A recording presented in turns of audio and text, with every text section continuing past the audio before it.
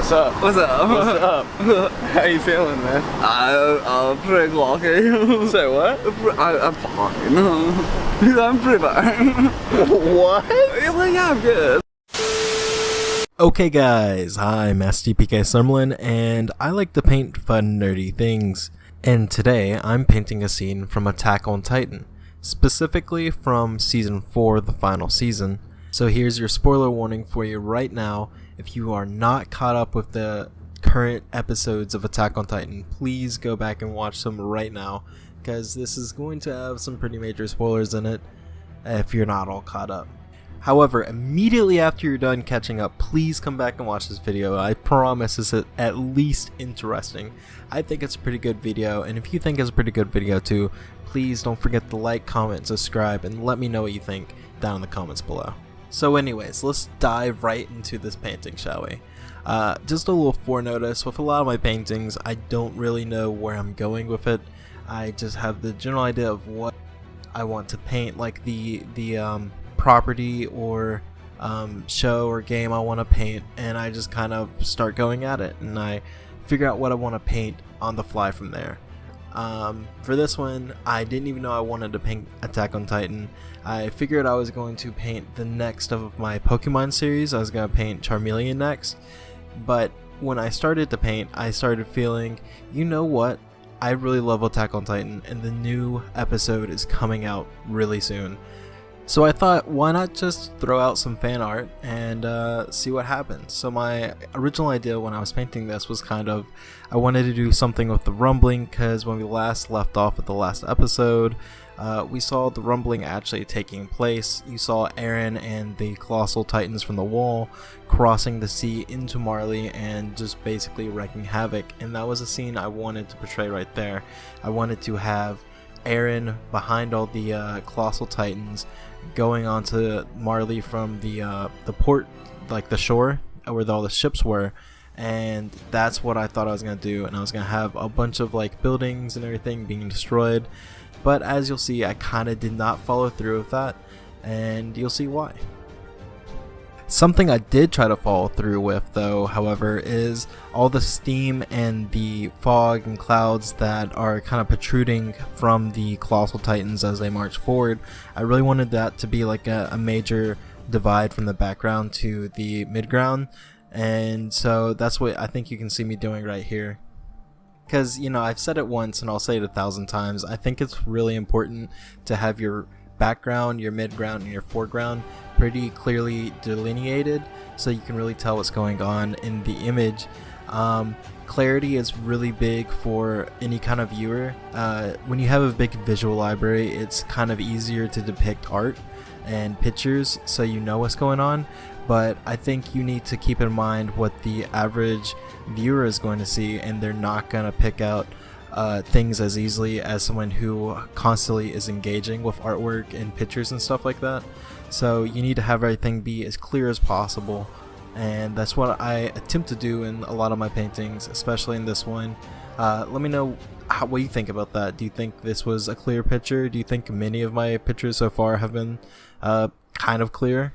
I'm curious to see what y'all think, so let me know. So another thing I felt like was really important to this image was incorporating a lot of red around the Colossal Titans, because they themselves are also red, and I felt like I wanted the midground Colossal Titans to be solely in the midground, and you kind of like they fade into the background. And I know I just went on a little tirade of how you need things to be clear, but also you need to have like visual space that someone can rest their eyes at. So having the Titans fade into the midground is also kind of important, because you can just like gloss over it, and as you're analyzing the painting later, you'll notice them.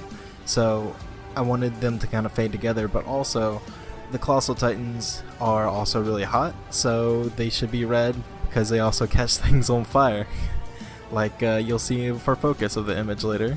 And of course, I'm a lover of landscape, so I had to work on that background a little bit, that mid-ground with the all that green I'm putting in there. I couldn't help myself. I love painting trees and foliage and stuff like that. It really breathes life into paintings, I feel like. Even though a lot of this is going to be covered up, I still couldn't help but just throw it in there. I feel like it's kind of like the backbone and the bones of the painting. You gotta put the bones down before you can put the muscles and then the final pretty skin over the whole thing, you know.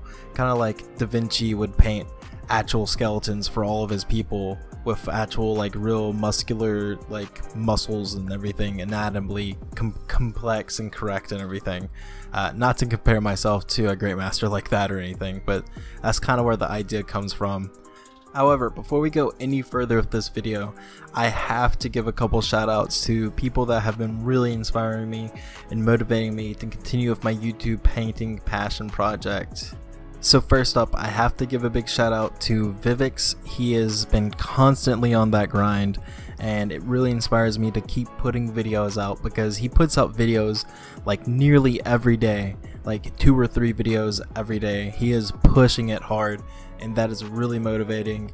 And he's almost to 100 subscribers. I wanted to kind of like race him to 100, but man, he is almost there.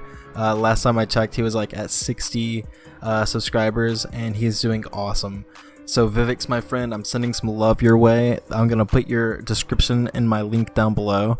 I don't know how much it'll help you, but definitely I'm still racing you to that 100 subscribers, even if you didn't know it.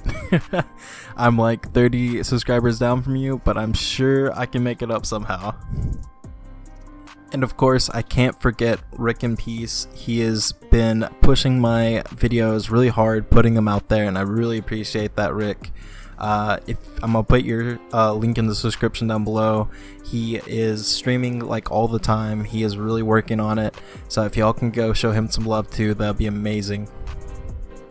And of course, Vinny, you are a real one. Vinny Call is always in my comments posting something, no matter how terrible the video is. I appreciate it, man.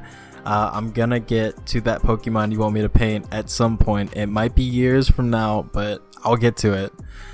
Vinny streams a lot too, so if you want to go check him out, he's a really funny guy and he's great, really nice and everything. So links in the description, of course.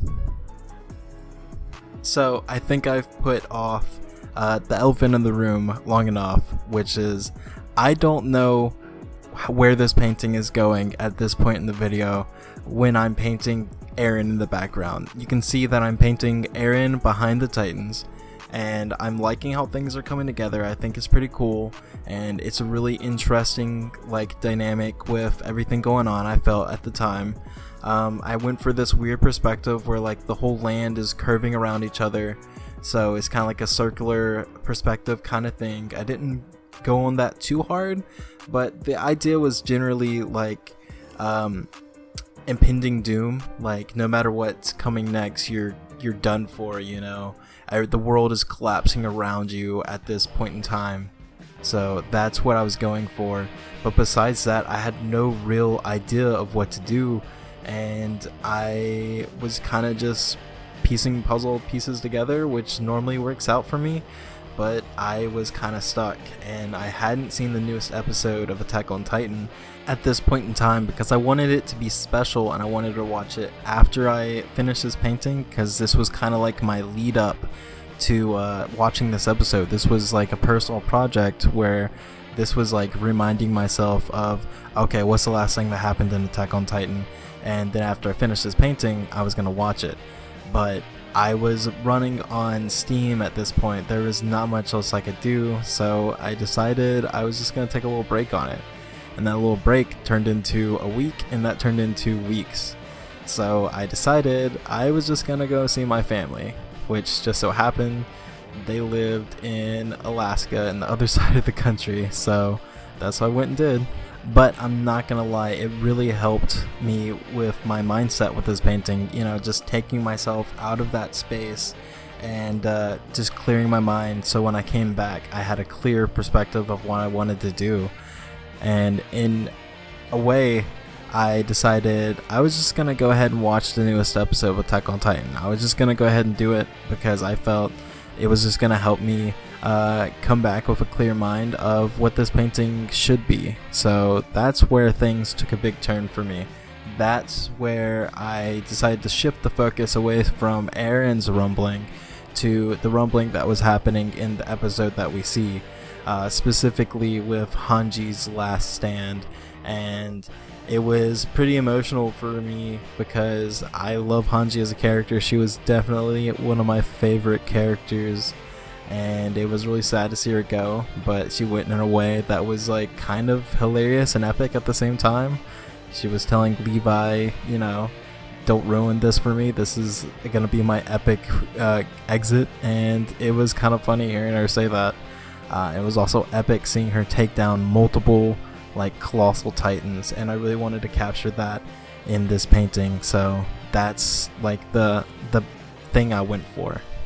But I also think it's kind of funny. You can see me before I commit to the idea. I'm kind of just fiddling around with painting grass and just like painting titans and titan legs because I was like, oh, I'm not sure. What if I mess up this whole painting? But you got to just like have that mileage behind you where you're just confident behind like, okay, I did this, I can totally just do it again if I need to. So I just decided at this point I'm just gonna erase Aaron from existence for this painting, and I put a nice sky in the background, and I think it turned out pretty alright. I got this nice kind of neon, very bright blue for the sky I decided to go with. I kind of got rid of a little bit of that fog and mist, but I think overall it turned out pretty alright, and I do like the purple tones that I decided to go to closer to the titans. It kind of gives this vignette kind of aura around everything, and I think it helps to give more of a focus on Hange because this is like her last stand, this is her big moment, you know. That was like definitely the right call right there, in my opinion. And I just now am remembering the Titan I'm painting right down below where Hange is going to be, and I think it's kind of funny seeing him there. Like, he's kind of been destroyed by Hange, and he's kind of grabbing onto a house or a building trying to hold himself back up, but he's like staring her down while it happens. And I think that was a pretty good choice too, because the eye of the Titan is staring her down, and it brings this like directional pick towards her, and like that's always good to have directions towards your focal point. But speaking on Hange herself, she was actually kind of difficult to paint because I haven't painted an actual like full anime like figure in a long time. I kind of gave up on doing that a while ago because I was more interested in like portraiture and landscapes and the such. So painting her in like this full action pose where she's pulling herself towards another Titan was pretty difficult for me to like wrap my brain around, but I think it turned out pretty well in the end. And another thing I'm checking out now, well, I kind of thought this while I was painting, but I don't like the green that I did for her scout's coat. It's kind of too bright. Like the green for the coats in the anime are kind of like this kind of darker forest green, like a military green, and I went for a pretty bright green. I think I toned it down just a little bit with some purple, but it can only do too much to add shadows and stuff like that.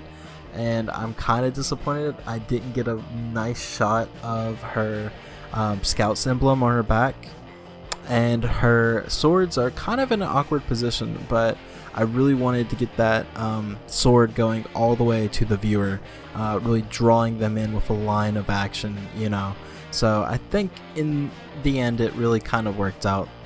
Also, noticed the little flame wings I got going off Hange. I think that's pretty sick, and it kind of embolizes the scouts. Anyways, thanks for watching, guys. The money shots are coming up next, and don't forget to like, comment, subscribe. Let me know what you think down in the comments down below. I love you guys. I'll see you in the next one.